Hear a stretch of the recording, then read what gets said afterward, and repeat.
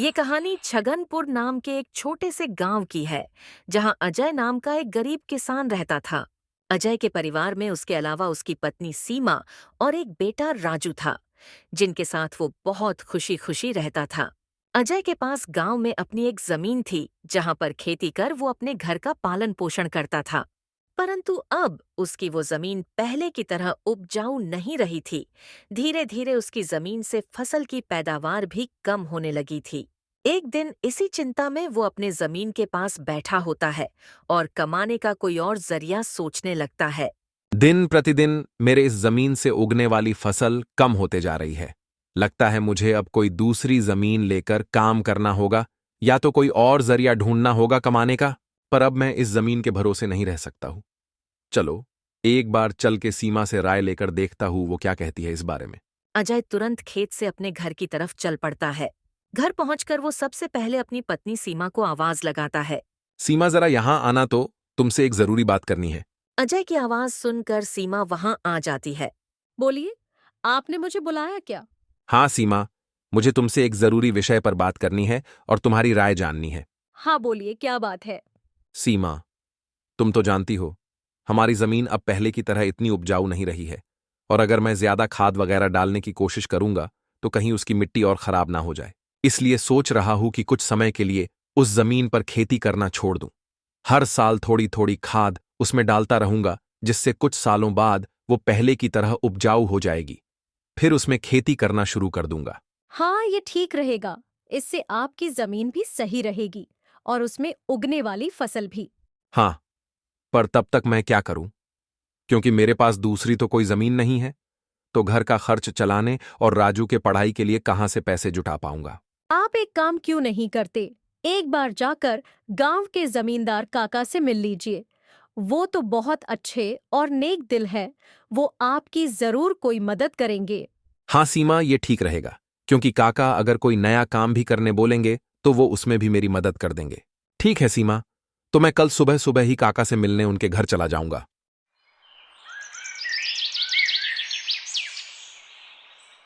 अगली सुबह अजय जमींदार से मिलने उसके घर के लिए चल पड़ता है। जमींदार के घर के बाहर पहुंचकर वो जमींदार को आवाज लगाता है। काका, क्या आप घर पर हो? अजय की आवाज सुनकर जमींदार बाहर आता है। अरे आओ अजय बेटा, बोलो क्या हुआ? कुछ काम था क्या? हाँ काका, आपकी एक मदद चाहिए थी। हाँ बोलो ना बेटा, मैं किस प्रकार तुम्हारी मदद कर सकता हूँ? अजय फटाफट से जमींदार को अपने खेत की हालत बता देता है। तो इसमें परेशान क्या होना बेटा? काका, मेरे पास एक ही जमीन है जिस पर खेती कर मैं अपने घर का खर्च चलाता हूं, और मैंने आज तक खेती के अलावा कोई दूसरा काम भी कभी किया नहीं। तो अब यही नहीं समझ रहा है मैं क्या करूं। बेटा खेती के अलावा दूसरा काम क्यों करना? तुम एक काम करो, मेरे पास गांव के बाहर एक जमीन है, तुम उस पर खेती करो। काका, पर इससे तो आपका नुकसान हो जाएगा। नहीं बेटा, कोई नुकसान नहीं होगा। इसी बहाने तुम मेरी जमीन की देख रेख भी करोगे, क्योंकि अब तो मेरी उम्र भी हो गई है और मेरा बेटा भी शहर में रहता है। तो इससे तुम्हारा भी भला हो जाएगा और मेरी भी थोड़ी जिम्मेदारी कम रहेगी। ठीक है काका, अगर ऐसी बात है तो मैं कल से ही उस खेत पर काम करने चला जाऊंगा। अजय जमींदार को धन्यवाद कहकर वहां से अपने घर के लिए निकल जाता है। अजय अपने घर पहुंचकर सीमा को सारी बात बता देता है। ये तो बहुत अच्छा है। यानी आपकी सारी चिंता ही खत्म हो गई। हाँ सीमा, अब मैं काका के खेत पर बहुत मेहनत करूंगा और कोशिश करूंगा कि एक दो और खेत खरीद लूं, क्योंकि भविष्य में ऐसी समस्या आए तो उसके लिए हम तैयार रहे।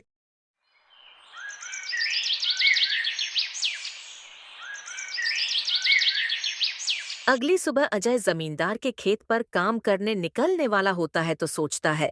काका की जमीन गांव के बाहर है, तो शायद शाम को आते आते देर हो जाए, इसलिए सीमा को बोलकर जाता हूं।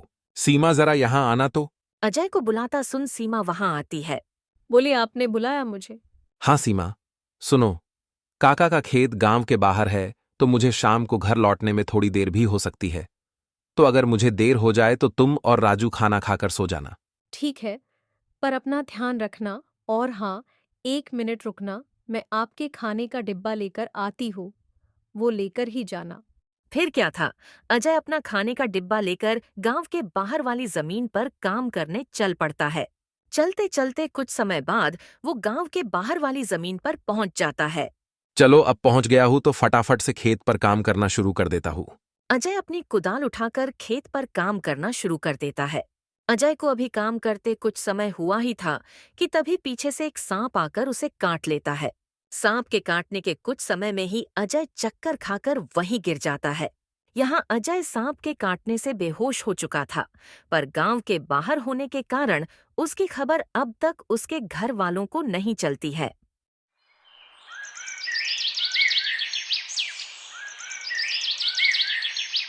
सुबह की अब रात हो जाती है और सीमा अजय का इंतजार कर रही होती है।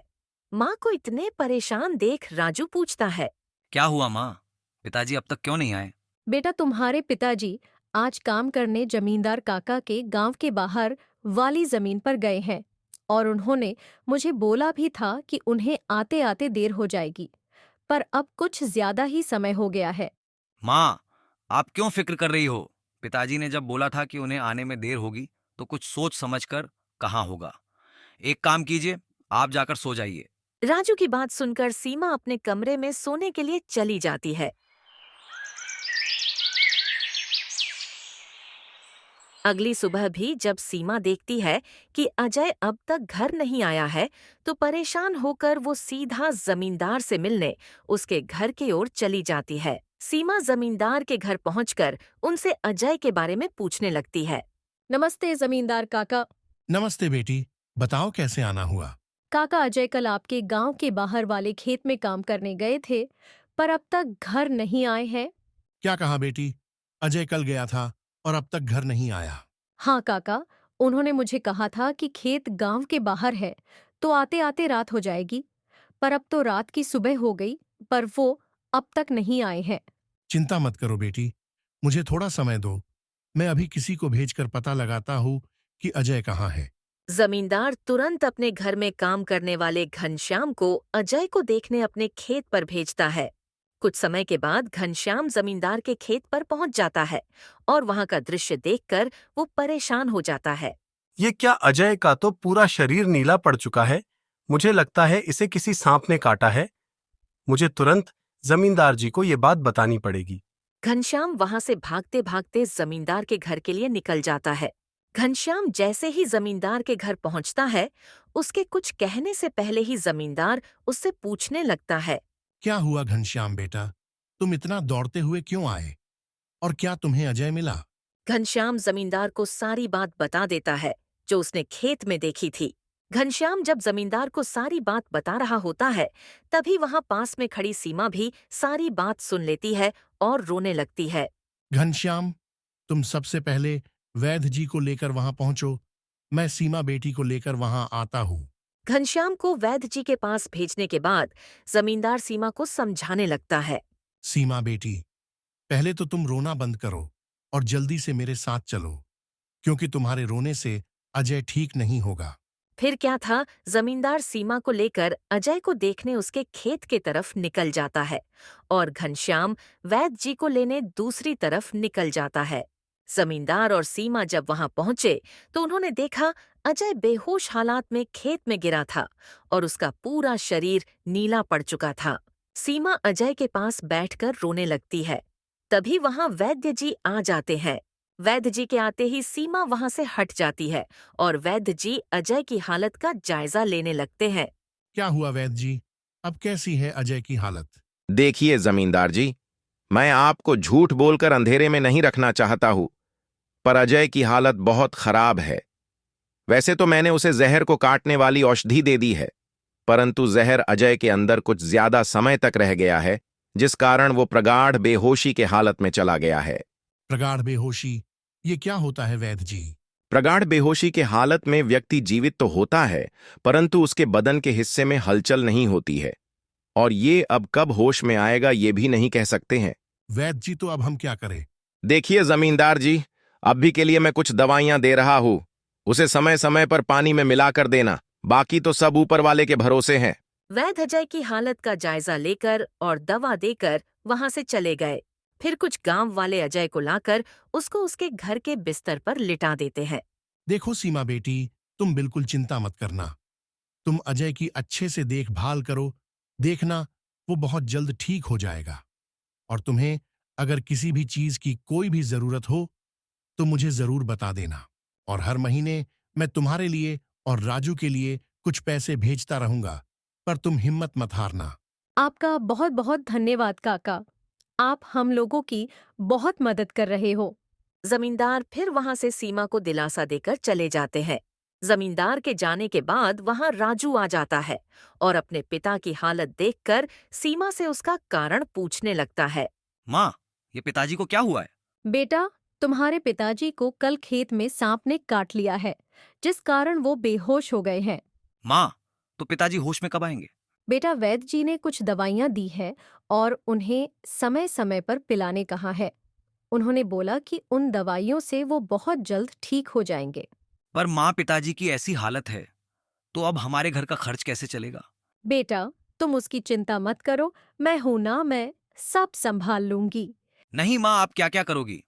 आप पिताजी का ध्यान रखोगी, आप घर संभालोगी कि घर का खर्च देखोगी? माँ, आप बस पिताजी का और घर का ध्यान रखो, मैं अब खेत पर काम करके घर का खर्च चलाऊंगा। राजू की ऐसी बातें सुन सीमा भावुक हो जाती है। नहीं बेटा, तुमको काम करने की कोई जरूरत नहीं है, मैं सब संभाल लूंगी। तुम बस अपने पढ़ाई का ध्यान रखो। तुम्हारे पिताजी का सपना है कि तुम बहुत बड़े अफसर बनो, और मैं तुम्हें वो बनाकर रहूंगी, भले उसके लिए मुझे कितनी भी मेहनत क्यों ना करनी पड़े। फिर सीमा राजू को वहां से पढ़ने भेज देती है। मुझे अब कुछ करना ही होगा, क्योंकि मैं अब अजय का ठीक होने का इंतजार तो नहीं कर सकती हूँ। मुझे अब खुद जाकर खेती करनी होगी, और हो सके तो कोई और काम भी देखना होगा।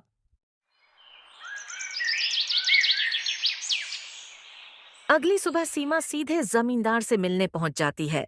नमस्ते जमींदार काका। नमस्ते बेटी, बताओ कैसे आना हुआ और अजय की तबीयत अब कैसी है? काका, अजय की तबीयत फिलहाल तो वैसी ही है, और मुझे आपकी एक मदद चाहिए थी, इसीलिए मैं आपसे मिलने चली आई। हाँ, बोलो ना बेटी, मैं तुम्हारी किस प्रकार मदद कर सकता हूँ? काका, मैं चाहती हूँ कि जो जमीन आपने अजय को दी थी काम करने के लिए, आप मुझे उस पर काम करने की इजाजत दे दें, ताकि मैं उस पर काम करके अपने घर का खर्च और राजू की पढ़ाई करा सकूं। बेटी, पर तुम्हें वहां काम करने की कोई जरूरत नहीं है। मैं हूं ना, मैं तुम्हारे घर के लिए जो भी खर्च लगेगा हर महीने भेज दिया करूंगा। नहीं काका, आपने अब तक हमारी बहुत मदद की है। अब आप बस मुझे आपके खेत में काम करने की इजाजत दे दीजिए। मैं अब खुद काम करके अपना घर चलाऊंगी और अपने बेटे को बड़ा अफसर बनाऊंगी। जमींदार सीमा को बहुत समझाने की कोशिश करता है, पर सीमा जमींदार की बात मानने तैयार नहीं थी। आखिर में सीमा की बातें सुनने के बाद जमींदार सोचने लगता है। मुझे लगता है सीमा मेरी बात नहीं मानेगी, पर अगर वो काम करने इतने दूर जाएगी तो वो अजय का ध्यान नहीं रख पाएगी। एक काम करता हूं, मैं सीमा को मेरी गांव के अंदर वाली जमीन पर काम करने के लिए कह देता हूं, ताकि वो खेतों पर काम भी कर सके और अपने घर का ध्यान भी रख सके। ठीक है सीमा बेटी, मैं तुम्हें अपने खेत पर काम करने की इजाजत तो दे सकता हूं, पर तुम्हें मेरी एक बात माननी होगी। हाँ काका, बोलिए ना। बेटी, तुम्हें मेरे गांव के बाहर वाले खेत पर काम करने की कोई जरूरत नहीं है। मेरे पास तुम्हारे घर के नजदीक भी एक खेत है, तुम वहां काम कर सकती हो, ताकि तुम अपने घर का और अजय का दोनों को ख्याल रख पाओगी। काका, ये तो और भी अच्छा रहेगा, इससे तो मेरी बहुत मदद हो जाएगी। बेटी, पर एक छोटी सी समस्या है। वो खेत बाहर वाले खेत से थोड़ा छोटा है। हाँ, तो कोई बात नहीं है काका, वो खेत मेरे घर से नजदीक है, वही बहुत बड़ी बात है। मैं खेत में काम करने के साथ साथ दूसरे के घर का काम भी करना शुरू कर दूंगी, ताकि उन पैसों से मैं राजू की पढ़ाई का खर्च निकाल सकूं। बेटी, पर तुम्हें इतना काम करने की क्या जरूरत है? काका, मुझे काम करना ही होगा। अजय का सपना था कि राजू पढ़ लिख कर बड़ा आदमी बने। अगर मैं मेहनत नहीं करूंगी तो उसका सपना अधूरा रह जाएगा। राजू की पढ़ाई के लिए और घर चलाने के लिए मुझे हर हाल में ये जिम्मेदारी उठानी पड़ेगी। जमींदार सीमा के संकल्प और साहस से भावुक हो जाते हैं। ठीक है बेटी, तुम्हारी मेहनत देखकर मुझे पूरा भरोसा है कि तुम जरूर सफल होगी। मैं तुम्हारी हर संभव मदद करूंगा। तुम कड़ी मेहनत करो, भगवान भी तुम्हारे साथ हैं। सीमा ने जमींदार के गांव के अंदर वाले खेत पर काम करना शुरू कर दिया। वह सुबह खेत पर काम करती और दोपहर के बाद गांव के घरों में सफाई और खाना बनाने जैसे छोटे-मोटे काम करने जाती।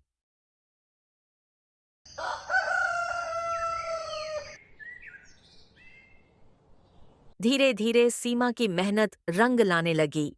खेत में अच्छी फसल हुई, जिससे उसका घर चलने लगा। और जो पैसे वह दूसरों के घरों में काम करके कमाती थी, वह राजू की पढ़ाई में खर्च करने लगी। बेटा, मैं चाहती हूँ कि तुम मन लगाकर पढ़ाई करो।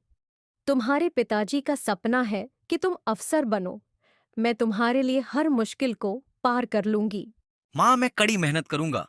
एक दिन मैं पिताजी का सपना पूरा करके दिखाऊंगा। सीमा की मेहनत और त्याग से गांव के लोग भी प्रेरणा लेने लगे। उन्होंने देखा कि कैसे एक माँ अपने परिवार के लिए हर कठिनाई का सामना कर रही है। इसी बीच अजय की हालत धीरे धीरे सुधरने लगी। वैद्य जी की दवाओं और सीमा की देखभाल ने जहर का असर कम कर दिया।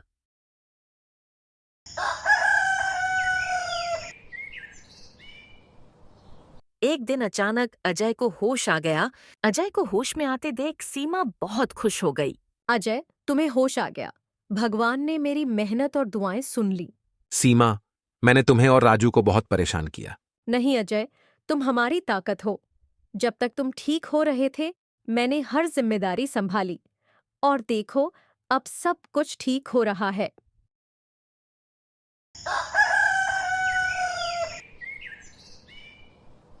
अजय धीरे धीरे पूरी तरह ठीक हो गया।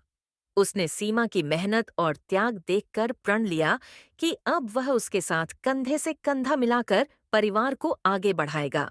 राजू की पढ़ाई भी सफलतापूर्वक चलती रही और कुछ सालों बाद वह एक बड़ा अफसर बन गया।